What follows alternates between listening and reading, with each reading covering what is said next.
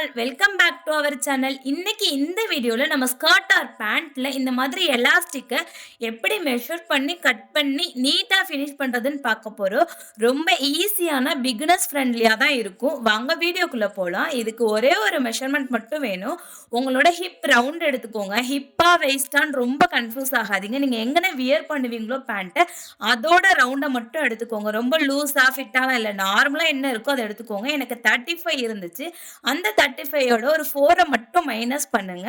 Balance என்ன answer வந்துச்சோ அதுலேருந்து 1 ஆட் பண்ணிக்கோங்க. இப்போ நம்மளுக்கு என்ன ஆன்சர் கிடைச்சிச்சோ அதுதான் எலாஸ்டிக்கோட மெஷர்மெண்ட். அந்த மெஷர்மெண்ட்ல தான் நம்ம எலாஸ்டிக் வந்து கட் பண்ணணும். 4A மைனஸ் பண்ணேன் அப்படின்னா எலாஸ்டிக் வந்து ஸ்ட்ரெச்சபிள் ஆகும் இல்லையா, அதுக்காக மைனஸ் பண்ணிக்கிட்டோம். அந்த 1A ஆட் பண்ணோம் அப்படின்னா எலாஸ்டிக்கை ஜாயின் பண்ணணும் இல்லையா, அதுக்காக தான் ஆட் பண்ணிக்கிட்டோம். இப்போ இந்த 32 இன்ச்ல தான் எலாஸ்டிக் வந்து கட் பண்ணி ரெடி பண்ணி வச்சுக்கிட்டேன். நான் பேண்ட்ல எல்லா போர்ஷனுமே கம்ப்ளீட் பண்ணிட்டேன். மேலே நான் வந்து பெல்ட்டுக்காக, அதாவது எலாஸ்டிக் விடுறதுக்காக மார்ஜின் கொடுத்துருந்தேன் இல்லையா, அதை வந்து 1/4 இன்ச்சு ஃபோல்ட் பண்ணி என்னோட எலாஸ்டிக் சைஸ் வந்து 1 இன்ச்சு நான் உள்ளே போகிற மாதிரி மட்டும் அதை ஃபோல்டு பண்ணி அந்த ரவுண்டு ஃபுல்லாகவே ஸ்டிச் பண்ணிக்கோங்க.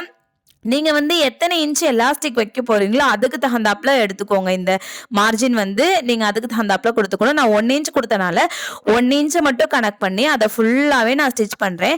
இதை ஃபினிஷ் பண்ணும்போது ஒரு 2 இன்ச் மட்டும் கேப் விட்டுட்டு இப்போ நான் காட்டுறேன் பாருங்க. அந்த மாதிரி கேப் விட்டு நீங்க வந்து இதை ஃபினிஷ் பண்ணி எடுத்துக்கோங்க. ஃபுல்லாவே அடிச்சிடணும். அந்த 2 இன்ச் மட்டும்தான் கேப் இருக்கணும். இதை ஸ்டிச் பண்ணும்போது ரொம்ப கவனமா பண்ணுங்க. இழுத்து பண்ணிட்டீங்கன்னா சுருக்கமா வந்துடும். இப்போ நான் பண்ணியிருக்க பாருங்களேன், நீட்டா இருக்கா? இந்த மாதிரி நீட்டா இருக்கணும். அப்பதான் நம்மளுக்கு பார்க்கவுமே நல்லா இருக்கும். இப்போ நான் அந்த 2 இன்ச் கேப் விட்டுருக்கேன் இல்லையா, அதுல தான் நான் வந்து எலாஸ்டிக்கை வந்து இன்சர்ட் பண்ண போறேன். நம்ம கட் பண்ணி வச்சிருக்க எலாஸ்டிக் எடுத்துக்கோங்க. அதில் வந்து இந்த மாதிரி ஒரு சேஃப்டி பின் கொடுத்துட்டு நம்ம கேப் விட்டுருக்கோம் இல்லையா, அந்த கேப்குள்ள வந்து இன்சர்ட் பண்ணுங்க. இதில் வந்து இடையில வந்து நம்ம ஜாயின் பண்ணியிருக்க அந்த தையல் அந்த துணிலாம் வந்துச்சுனாலே பொறுமையாக பார்த்து பண்ணுங்க. இந்த மாதிரி உள்ளே விட்டுட்டு நீங்கள் வெளியில் இருக்கு இல்லையா, அந்த எலாஸ்டிக்கும் டக்குன்னு உள்ளே போயிடக்கூடாது ஃபுல்லாகவும்.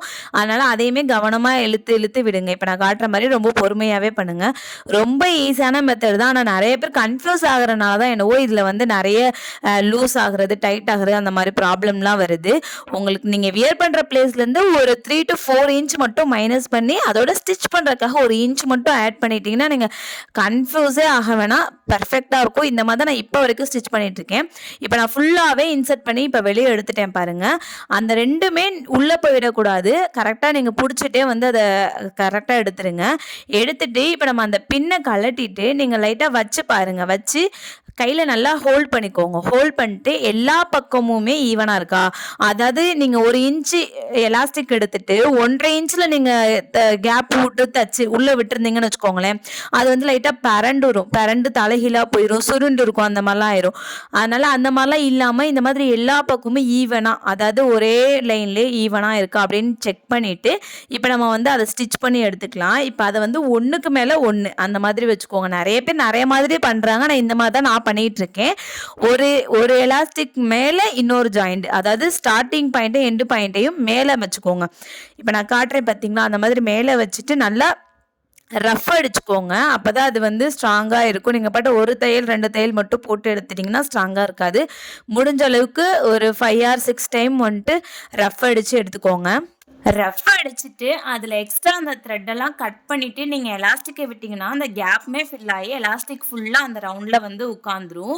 இப்போ நம்ம வந்து அந்த கேப்பை மட்டும் ஸ்டிச் பண்ணணும். இப்போ நம்ம எலாஸ்டிக் இன்சர்ட் பண்ணுறதுக்காக ஒரு 2 இன்ச் விட்டோம் இல்லையா, அதை மட்டும் ஸ்டிச் பண்ணி எடுத்துக்கோங்க. இந்த ஸ்டிச் வந்து எலாஸ்டிக் மேலே கண்டிப்பாக விழுந்துடக்கூடாது, கிளாத் மூவ் ஆகாது. கிளாத்தில் மட்டும் படுற மாதிரி ஸ்டிச் பண்ணி எடுத்துக்கோங்க. நம்மளுக்கு இதை ஃபினிஷ் பண்ணோன்னா எப்படி இருக்கும்னா, ஒரு இடத்துல சுருக்கு நிறையா இருக்கும், ஒரு இடத்துல இல்லாமல் கூட இருக்கும். அதை வந்து நீங்கள் ஈவன் ஆக்கிக்கோங்க. நீங்கள் கையில் வந்து கிளாத்தை இந்த மாதிரி மூவ் பண்ணி எல்லா பக்கமும் அந்த சுருக்கம் வந்து ஈவனாக இருக்க மாதிரி வச்சுக்கோங்க. வச்சுட்டு அதை வந்து ஒரு ஸ்டிச் மட்டும் கொடுக்கணும். இந்த மாதிரி நீங்கள் நீடில் வச்சு ஸ்டாப் பண்ணிவிட்டு உங்கள் ஹேண்டை வச்சு இப்படி இழுத்தீங்கன்னா ஒரு ஃப்ரீ ஸ்பேஸ் கிடைக்கும். அதாவது சுருக்கம்லாம் இல்லாமல் ஒரு ஸ்பேஸ் உருவாகும். அதில் தான் நீங்கள் வந்து ஸ்டிச் பண்ணணும். இழுத்து ஸ்டிச் பண்ணணும். இதை வந்து நீட்டாக ஃபினிஷ் பண்ணிடுங்க. ஃபினிஷ் பண்ணும்போது அப்படியே மேலே வந்து ஃபினிஷிங்கை விட்டுறாதீங்க. எங்கே ஸ்டார்ட் பண்ணீங்களோ அங்கேயே ஃபினிஷ் பண்ணி ரஃப் அடித்து நீடில் தூக்கிட்டு நீங்கள் வந்து ஃபினிஷ் பண்ணுங்கள். இந்த மாதிரி பேண்ட்டை எப்படி ஈஸியாக கட் பண்ணி ஸ்டிச் பண்ணுற வீடியோவும் நம்ம சேனல் அப்லோட் பண்ணியிருக்கோம். வேணுன்றவங்க செக் பண்ணி பாருங்கள். அப்போ நிறைய பேர் நிறைய வீடியோஸ் கேட்டிருக்கீங்க. கண்டிப்பாக அப்கமிங் டேஸில் அப்லோட் பண்ணுறேன். நம்ம சேனலை சப்ஸ்கிரைப் பண்ணி வச்சுக்கோங்க. தேங்க்ஸ் ஃபார் வாட்சிங்.